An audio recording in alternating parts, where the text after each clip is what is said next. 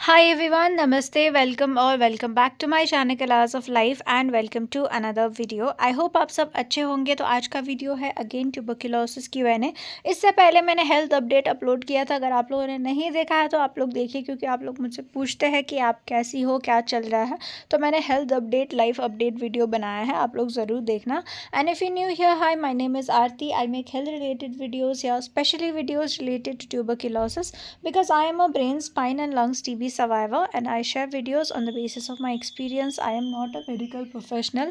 So if you're new here, please hit that subscribe button and let's get started with the video.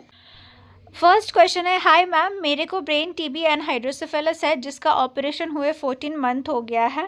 बिल्कुल ठीक हूँ but memory की problem है, मैं कुछ भी लर्न नहीं कर पाता रीडिंग करके। क्या आपको भी ये प्रॉब्लम्स थी? Please reply. मुझे ये प्रॉब्लम्स थी नहीं, मुझे ये प्रॉब्लम्स अभी भी है।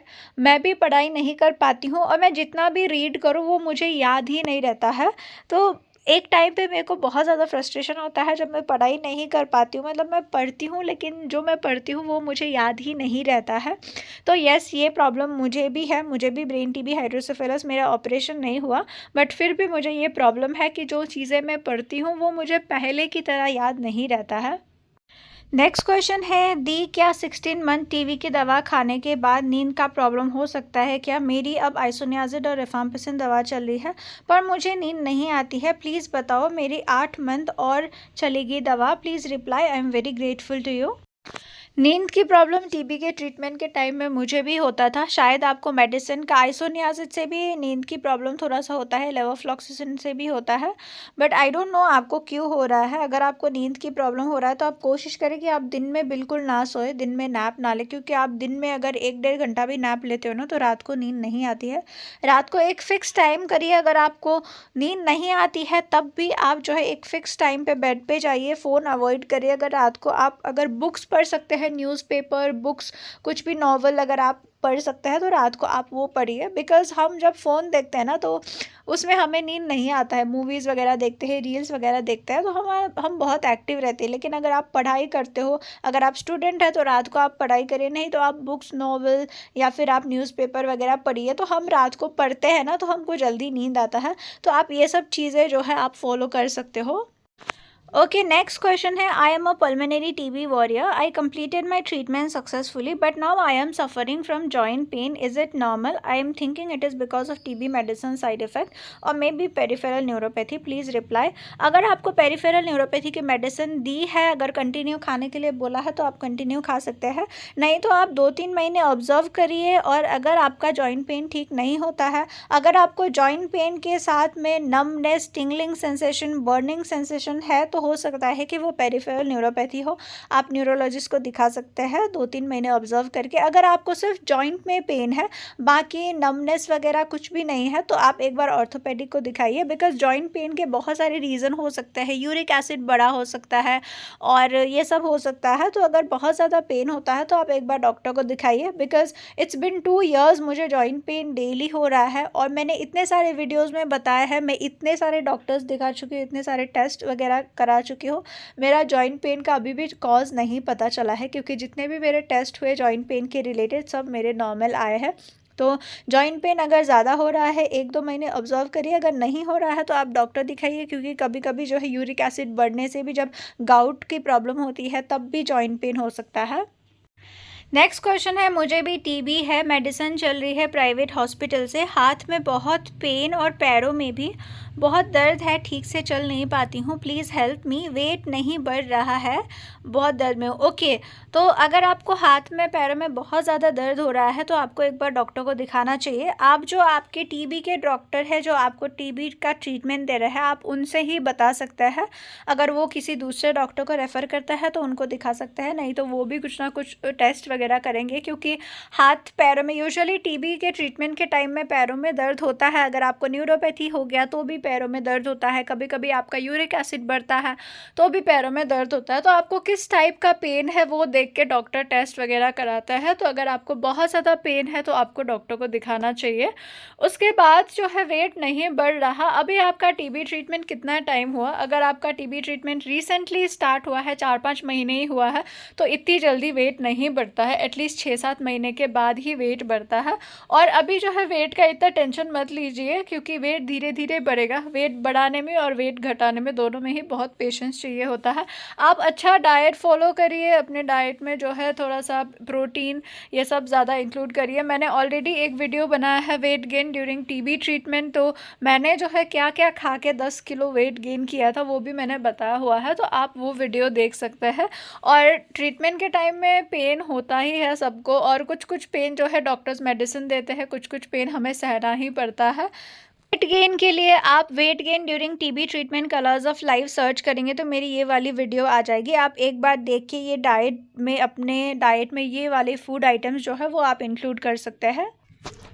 उसके बाद है दीदी मुझे ब्रेन टीबी है, 1 महीना हुआ। पता है मुझे ना ऐसा लग रहा है जैसे मेरा दिमाग मेरा बॉडी कुछ नहीं है, मुझे कुछ समझ में नहीं आ रहा है, आपके वीडियो भी नहीं समझ में आ रहा है, जो करती हूँ ज़बरदस्ती और ओवरथिंक होता है। सो मेरा ऐसा कंडीशन था 6 महीने तक। 6 महीने तक मेरा जब ट्रीटमेंट स्टार्ट हुआ, उसके 6 महीने तक मुझे प्रॉपरली पता भी नहीं था कि मुझे क्या बीमारी हुआ है। तो यस, अभी स्टार्टिंग फेज़ है, इसीलिए आपका माइंड जो है थोड़ा सा डिसोरिएंटेड रहता है, आपको इतना ज़्यादा पता नहीं होता है कि लाइफ में क्या हो रहा है, क्या चल रहा है। तो अभी इतना ज़्यादा ओवर थिंकिंग मत करो, आपको इतना ज़्यादा ये करने की ज़रूरत नहीं है। अभी जो है आपको रेस्ट करना चाहिए, टाइम टू टाइम मेडिसिन लो और अभी रेस्ट करो, और अभी ज़्यादा सोचो मत। क्योंकि स्टार्टिंग के डेज़ में जब आपका ब्रेन टीबी डायग्नोस होता है तो कुछ पेशेंट्स को ऐसा होता है कि उनको कुछ समझ में नहीं आ रहा है। मुझे लिटरली 6 महीने तक समझ में नहीं आता था कि मेरी लाइफ में क्या हो रहा है। मुझे बस मम्मी ने खाना खिला दिया, मैं खाना खाती थी, और फ़ोन भी उतना ज़्यादा नहीं चलाती थी मैं तो, बिकॉज़ मेरा हेडेक बहुत ज़्यादा होता था। तो मैं यूट्यूब वीडियोज़ वगैरह भी नहीं देखती थी। जो भी मैंने देखा, जो भी मुझे पता चला, वो 6 महीने के बाद में पता चला। तो स्टार्टिंग फेज़ में जो है ऐसा होता है, आपको ज़्यादा ओवरथिंक करने की, टेंशन लेने की ज़रूरत नहीं है। आप अच्छा खाना खाओ, अपने टाइम से मेडिसिन लो, और ज़्यादा से ज़्यादा फैमिली के साथ में टाइम स्पेंड करो। उसके बाद है दीदी मेरे को 3 मंथ्स हो गया है मेडिसिन खा रही हूँ, बट मेरे को भूख नहीं लग रहा है। येस, टीबी के टाइम में आपको स्टार्टिंग के टाइम में एपेटाइट थोड़ा कम होता है, खाना नहीं खाने को मन नहीं करता है, तो आपको जितना हो सकता है उतना खाइए। आप ज़बरदस्ती करके मत खाइए, एक टाइम में बहुत ज़्यादा खाना मत खाइए। अगर आप थोड़ा ज़्यादा करके दिन में 3 मील ले रहे हैं, ब्रेकफास्ट लंच डिनर, तो उसको 5 मील करिए, बट थोड़ा खाइए। कभी आपको खाना ऐसे रोटी सब्ज़ी खाने का मन नहीं करता है, क्योंकि कभी कभी ना सब्ज़ी देखते ही एकदम मन ही नहीं करता है, तो आप फ्रूट्स खाइए उस टाइम, या फिर आप ऐसे खिचड़ी वगैरह बना के खाइए। तो थोड़ा करके खाइए। आप ज़्यादा एक टाइम पे खाओगे तो आपको खाने का मन भी नहीं करेगा और खा भी नहीं पाओगे। उससे अच्छा है कि आप स्मॉल मील्स लीजिए, थोड़ा करके खाइए। अगर आपको कभी खाना खाने का बिल्कुल मन नहीं करता तो आप लिक्विड्स खाइए, जैसे आप जो है सूप वगैरह बना के पी सकते हैं, तो ऐसा कर सकते हैं। और ये बहुत कॉमन है, टीबी ट्रीटमेंट के स्टार्टिंग में खाना खाने का इतना मन नहीं करता है। उसके बाद है मुझे भी स्पाइन टीबी हुआ है, पहले चल रही थी। जब से टीबी की दवाई लेनी शुरू की है तब से मैं बेड पर लेट गई हूँ। मेरी ज़्यादा हो गई है, दवाई भी टाइम टू टाइम ले रही हूँ। 25 दिन हो गए हैं। क्या शुरू में ऐसा होता है? यस, शुरू में ऐसा होता है, और अभी आपके सिर्फ 25 डेज़ हुए हैं, तो बहुत कम टाइम हुआ है टीबी ट्रीटमेंट स्टार्ट होके। तो अभी आपको रेस्ट ही करना चाहिए, और धीरे धीरे जो है अभी तो बहुत स्टार्टिंग के टाइम है, तो अभी आपको रेस्ट ही करना चाहिए। और ये टोटली नॉर्मल है। अगर आप बेड पे लेट गई हूँ का 2 मतलब हो सकता है, या तो आप वीकनेस की वजह से नहीं चल पा रहे हो, या फिर आपको चलने को प्रॉब्लम हो रहा है। तो अगर आपको चलने को प्रॉब्लम हो रहा है, आपके पैर थोड़े से मतलब वो हो गए हैं, तो आप फिजियोथेरेपी ले सकते हो। और अगर आपको वीकनेस की वजह से नहीं चल पा रहे हो, तो धीरे धीरे टाइम के साथ आप अच्छा डाइट लीजिए, तो सब ठीक हो जाएगा।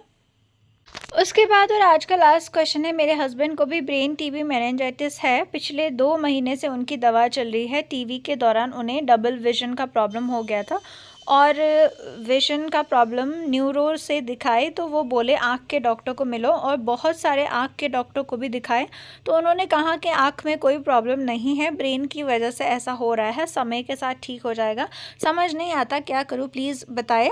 तो आप जब नेक्स्ट टाइम अपने न्यूरो के पास जाओगे तो उनको बोलना कि मैंने ये डॉक्टर को दिखाया, और उन्होंने बोला कि ये आँखों का प्रॉब्लम नहीं है, ये मतलब ब्रेन के प्रॉब्लम से ही ऐसा हो रहा है, और टाइम के साथ ठीक हो जाएगा।